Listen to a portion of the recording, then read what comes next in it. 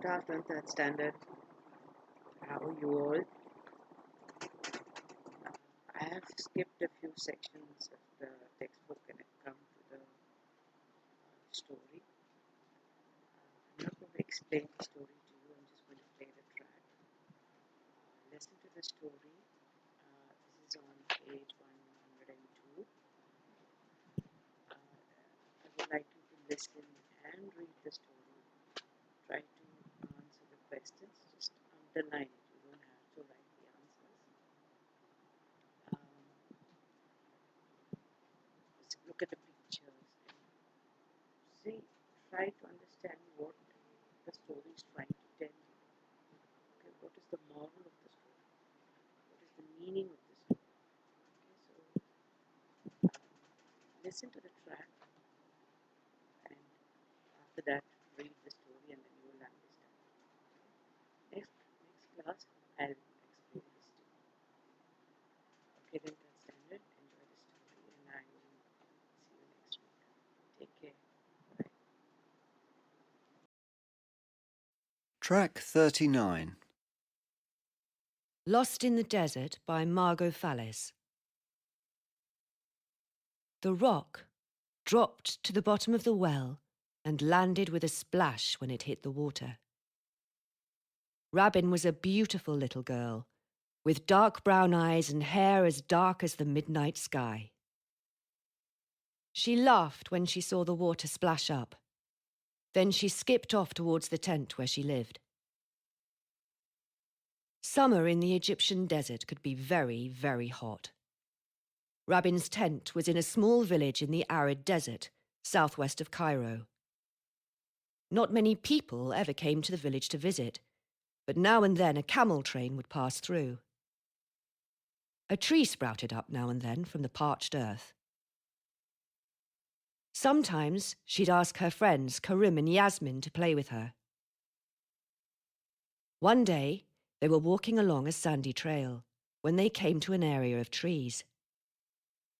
Rabin saw something moving off the side of the path. It was a furry rabbit. She wanted to follow it, but her mother had warned her never to leave the path. It was dangerous.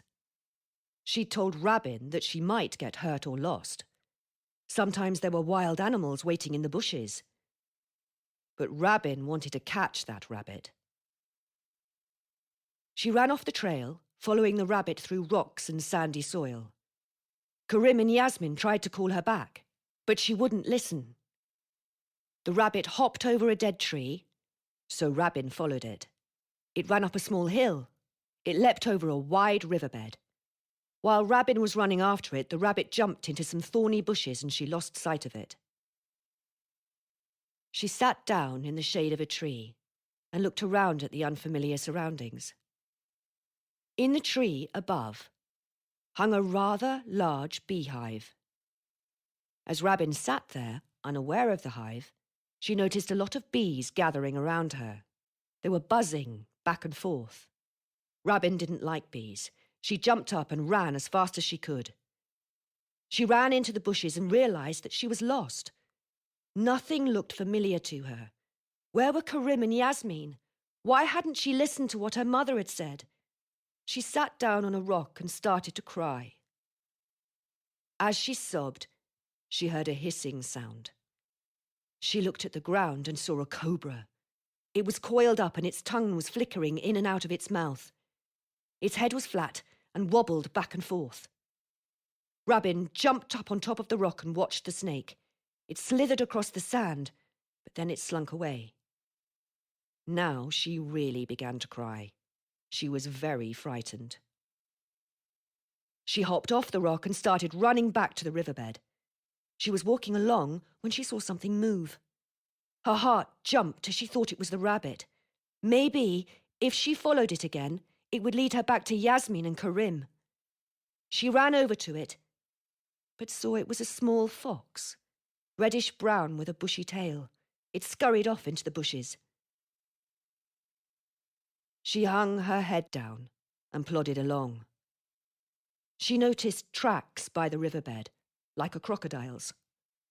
She couldn't see a crocodile, but she thought that one might be waiting nearby. so she ran quickly down the riverbed.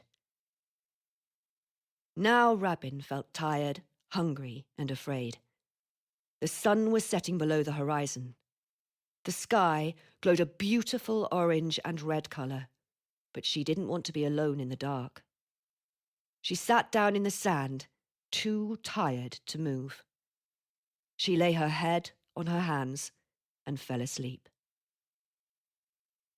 When she woke up, the rabbit was standing by her head. Its little black nose was wet and rubbing against her cheek. Rabbin stood up slowly. The rabbit didn't run away. It wanted Rabbin to follow it. She walked slowly and followed the rabbit back down the riverbed, past the crocodile tracks, past the rock where the cobra had slithered, and past the tree filled with angry bees. The rabbit suddenly stopped. Rabbin listened. "Rabbin, where are you?" It was her father. She called out, "I'm here! I'm here!" Soon her father found her, picked her up in his arms and hugged her tightly. "Where were you, Rabbin? We've been worried about you. Yasmin and Karim told us you'd wandered off the path. You know you aren't supposed to do that," her father scolded. "I know, Father. I am very sorry. I'll never leave the path again." She turned and looked for the rabbit. Where did it go?